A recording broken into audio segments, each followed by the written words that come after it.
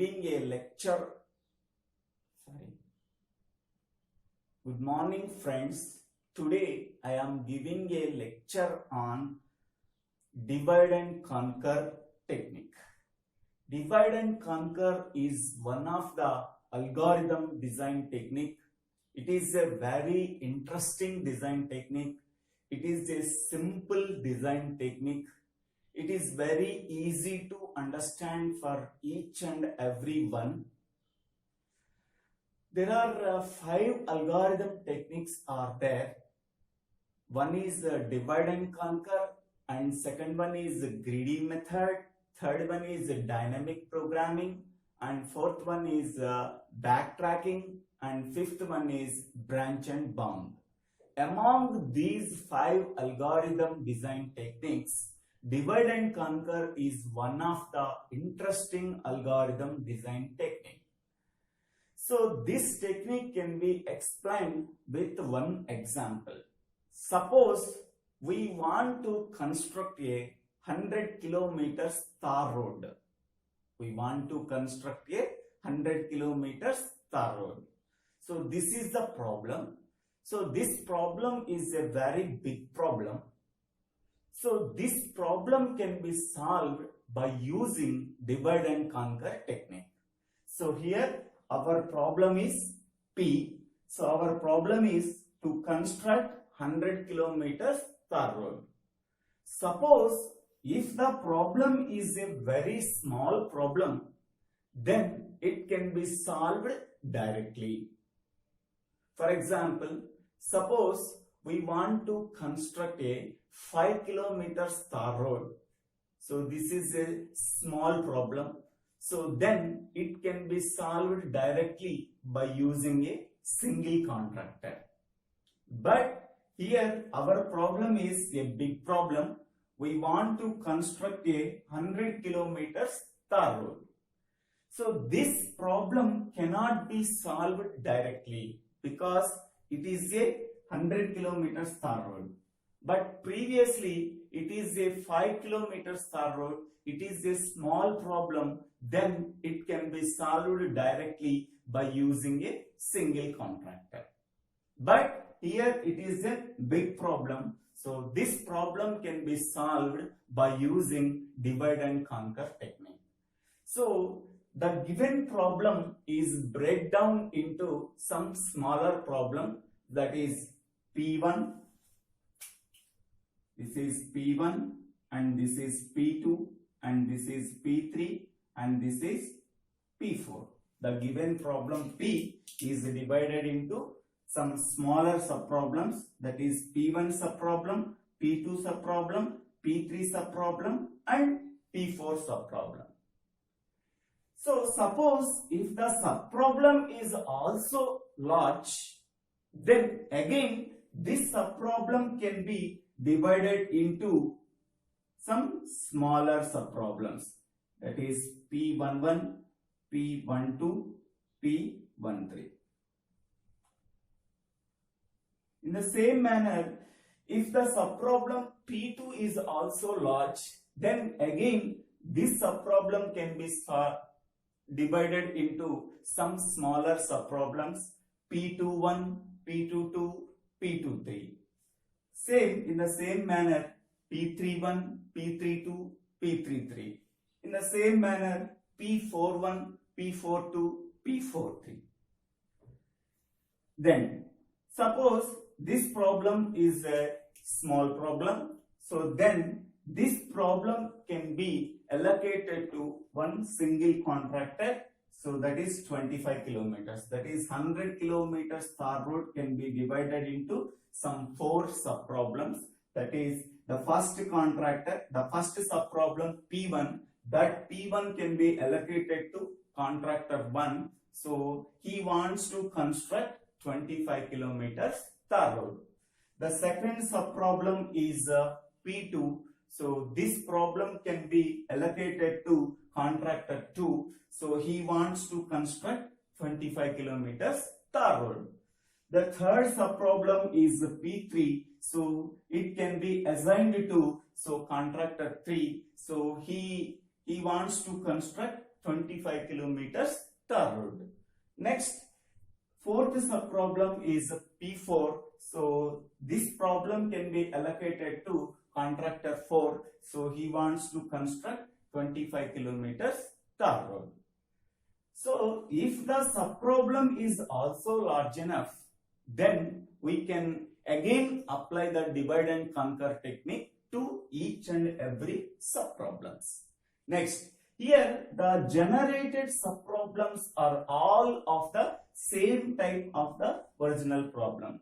So the original problem has some type. So this problem can be divided into P1, P2, P3 sub-problems. So all the generated sub-problems are of the same type of the original sub-problem. So because of that reason, we are using recursive technique. So what is recursion? The same function called by itself. Here, what is the approach we can follow at problem P? The same approach can be followed to all the sub-problems. So then we can apply the recursive techniques. So once the allocated sub-problem to contractor 1, contractor 2, contractor 3, contractor 4, so he can build the 25 kilometers tar road within the specified time. At the same time, contractor 2 also starts the building of 25 kilometers tar road. Then contractor 3 also starts the 25 kilometers tar road construction. Then contractor 4 also starts the 25 kilometers tar road construction. So all the contractors can start their work at the same time. So that is parallelism can be achieved. So after constructing 25 kilometers tar road by contractor 1, so next 25 kilometers tar road is completed by contractor 2, 25 kilometers tar road is constructed by contractor 3, 25 kilometers tar road is constructed by contractor 4. So all the contractors completed their work within the specified time. So after completing their works, then we can conquer or combine all the solutions of the sub-problems. So 25 kilometers road is combined with 25 kilometers road. We can get the 50 kilometers. Next 50 kilometers road is combined with the 25 kilometers, that is 75 kilometers. 75 kilometers is combined with the 25 kilometers, that is 100 kilometers. So after constructing each and every sub-problem, then we are conquer or we are combine all the solutions of the sub-problem. Then finally we get the solution to the original problem.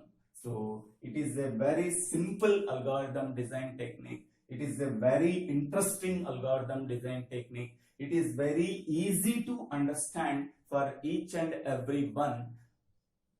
So because of that reason, we can say that divide and conquer is a simple technique. So by this example, we can easily understand the technique of divide and conquer. Next, what are the applications of divide and conquer? So the divide and conquer technique has some applications. First one is binary search. Second one is finding the maximum and minimum among given n numbers. Third one is merge sort. Fourth one is quick sort. And fifth one is Strachan's matrix multiplication. So this is the introduction about divide and conquer technique. This divide and conquer technique has mainly two phases. First one is a divide phase.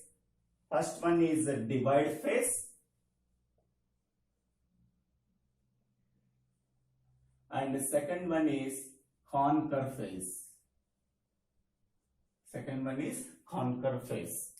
First, we have to check two conditions.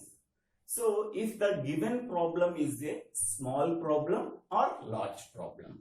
So if the given problem is a small problem, then it can be solved directly. Next, second point, if the problem is a large problem, the given large problem is breakdown into some smaller subproblems. Each and every subproblem is solved independently. So all the generated subproblems are of the same type of the original problem. If the subproblem is a large problem, again we are applying the divide and conquer technique to each and every subproblem. So after solving each and every subproblem independently, then we can combine or we can conquer all the solutions to the subproblems. Then we can finally get the solution to the original problem. Next, control abstraction of divide and conquer.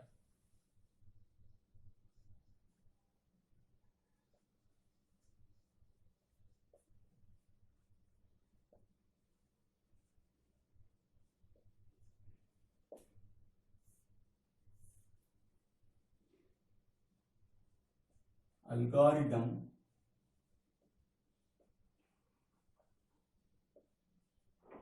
DAC of P. So algorithm name is divide and conquer. D means divide, A means and, C for conquer. Divide and conquer of P. If P is too small,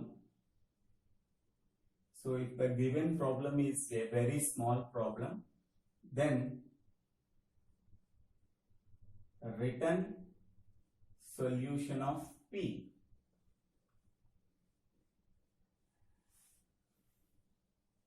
Else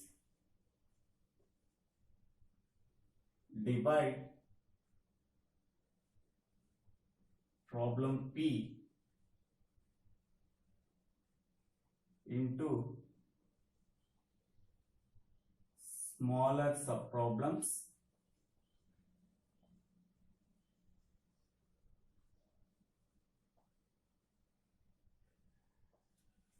apply divide and conquer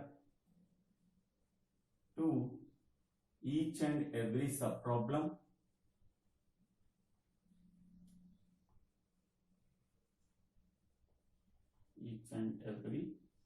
subproblem.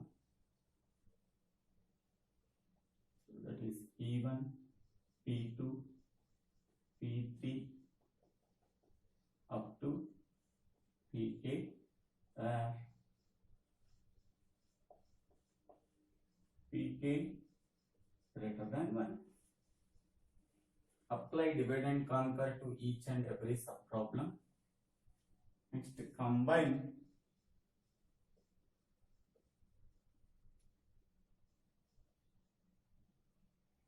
return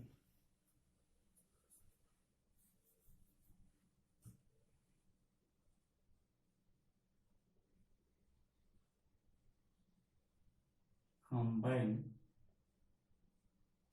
this DAC of P1 comma DAC of P2 up to DAC of Pn.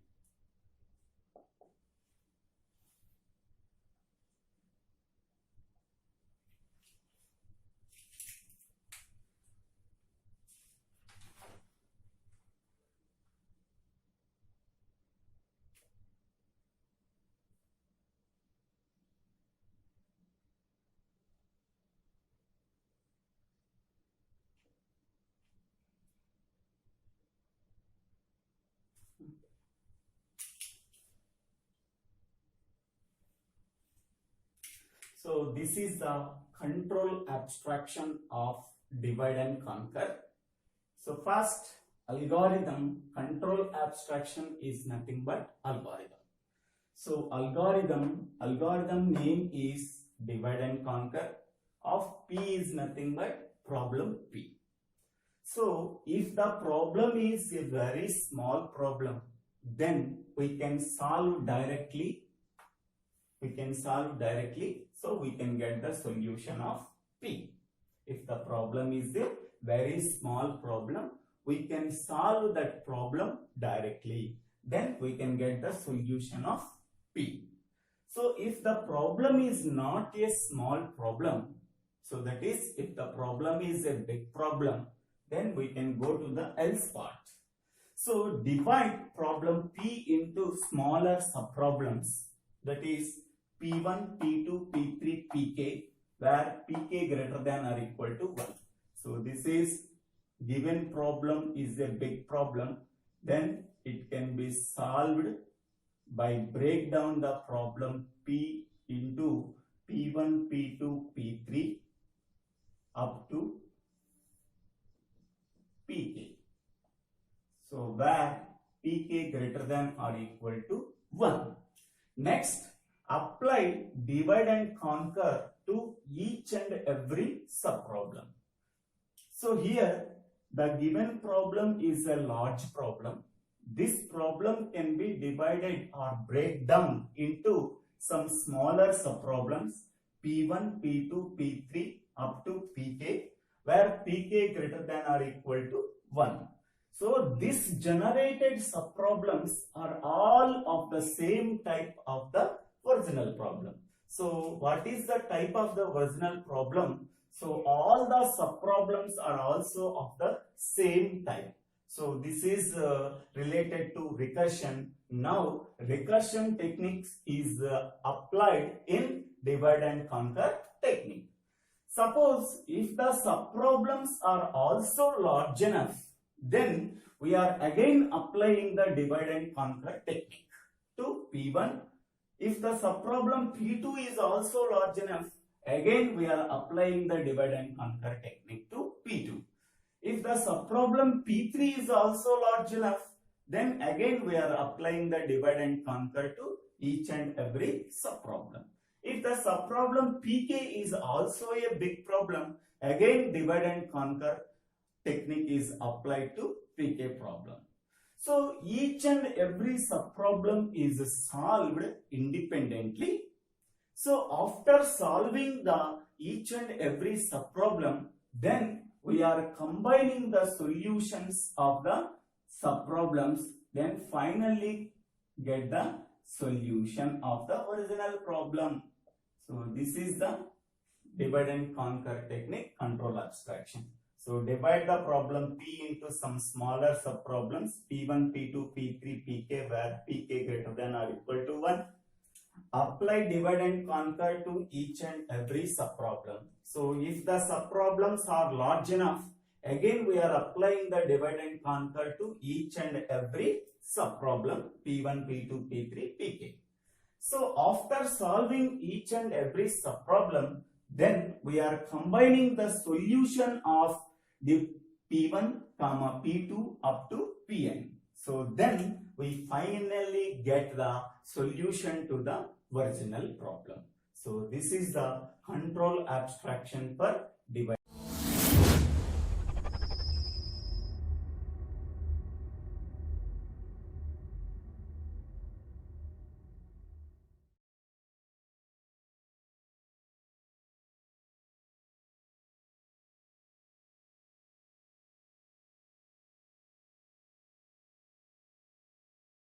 Time required for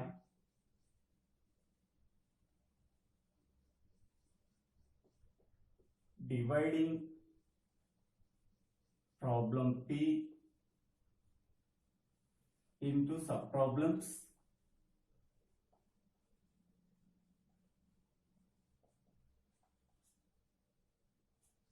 P1, P2 up to Pk,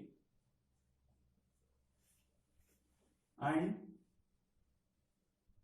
time required for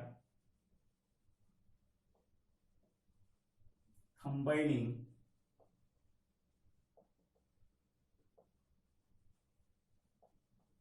solutions of the subproblems.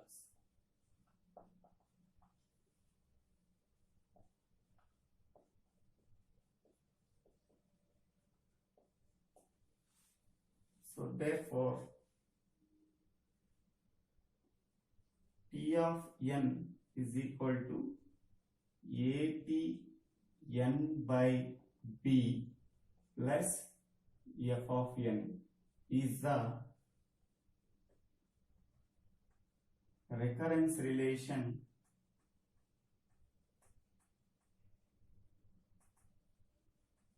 for divide and conquer.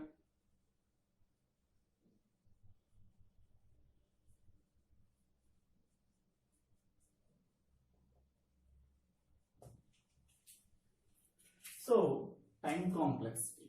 So time complexity is nothing but how much amount of computing time required to solve the problem P is nothing but time complexity. So the computing time of divide and conquer technique is calculated by using the recurrence relation. So this is T of n is equal to G of n if n is small, T of n1 plus T of n2 plus up to T of nk plus f of n if n is large.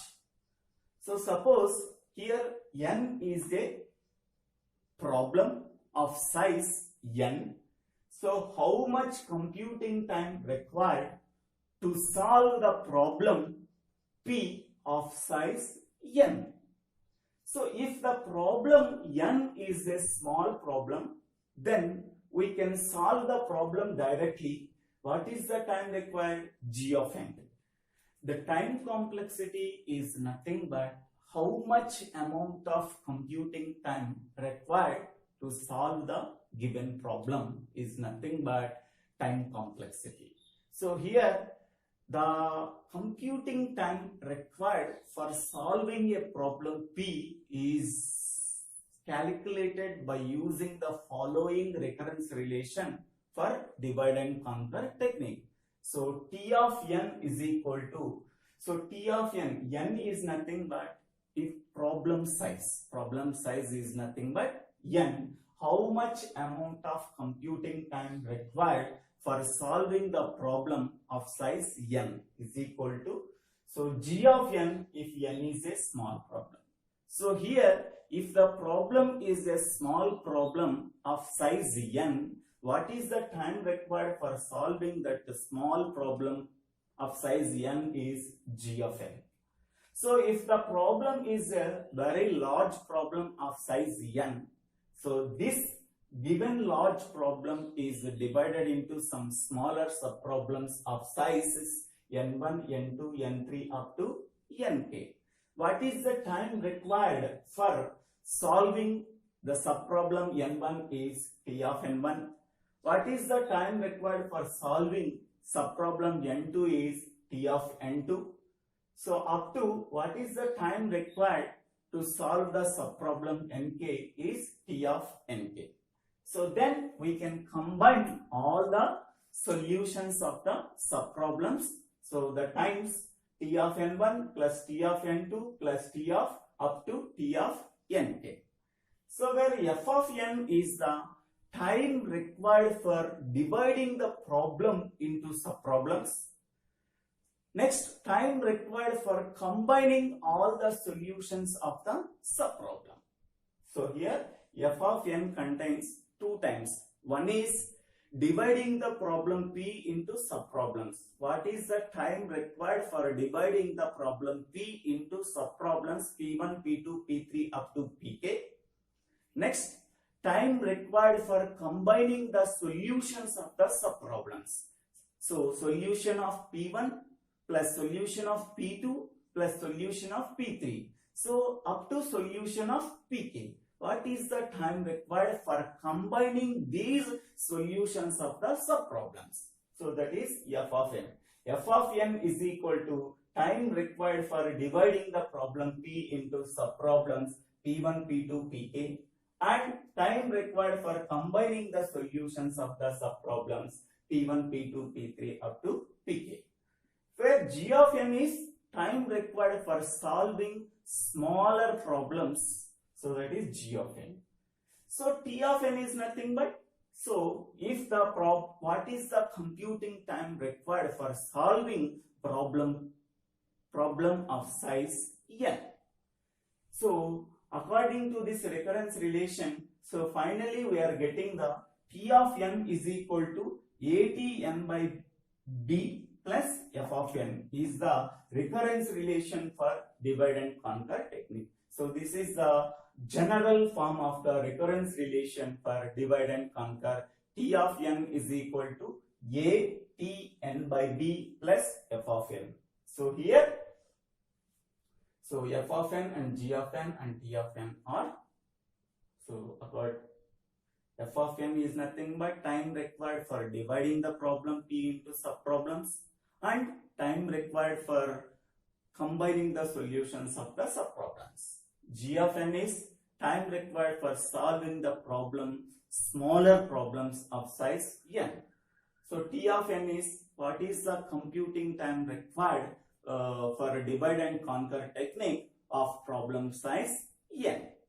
So in this way we have to find out the time complexity of the divide and conquer technique using the recurrence relation. Next, what are the advantages of divide and conquer technique? So divide and conquer technique, the advantages of divide and conquer techniques are we are solving large problems or difficult problems. How to solve these large problems and difficult problems? By break down the given problem into some smaller subproblems and solve each and every subproblem independently, and then combining the solutions to the solutions of the subproblems. Then finally we are getting the solution to the original problems. So advantage is solving difficult problems by break down the problem into some smaller subproblems. This is the first advantage. Second advantage, if the problem P is a large problem, then we can divide the problem P into some subproblems P1, P2, P3 up to Pk. So each and every subproblem can be allocated to one processor. So P1 is allocated to one processor, P2 is allocated to another processor, P3 is allocated to another processor, and Pk is allocated to another processor. N subproblems are allocated to n different processors. So then all the processors can solve the problem at the same time. So then we can achieve the parallelism. So that is solving each and every subproblem by using different processor at the same time. So then we can achieve the parallelism. Okay. So all the processors can start their work at the same time. So then we can achieve the parallelism. Next, third point is, so efficient use of memory.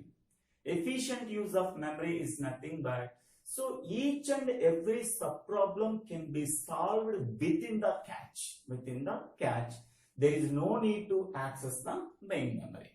So cache memory is located between the CPU and main memory. So once the subproblem can be solved within the cache, so there is no need to access the main memory, because main memory is some busy, because there are n processors are there. N processors can use some variables or some data from the main memory. So at that time, so the subproblem can be solved within the cache. So there is no need to access the main memory. So here in this way we can say that efficient use of memory in divide and conquer technique. So these are the three advantages of divide and conquer technique. First one is solving difficult or large problems by dividing the problem into some smaller subproblems. Second one, each and every subproblem can be allocated to one different processor. All the processor can start their work at the same time. So then we can achieve the parallelism. Third point, efficient use of memory. how efficiently use the memories. Each and every subproblem can be solved within the cache memory. There is no need to access the main memory. So then we can say that efficient use of memory can be done in divide and conquer technique. So these are the 3 advantages of divide and conquer technique. So thank you for watching this video. If you like this video, please subscribe my channel name Dibbela Srinivasa Rao. DIBBELASRINIVASARAO. This is my YouTube channel name. YouTube channel name.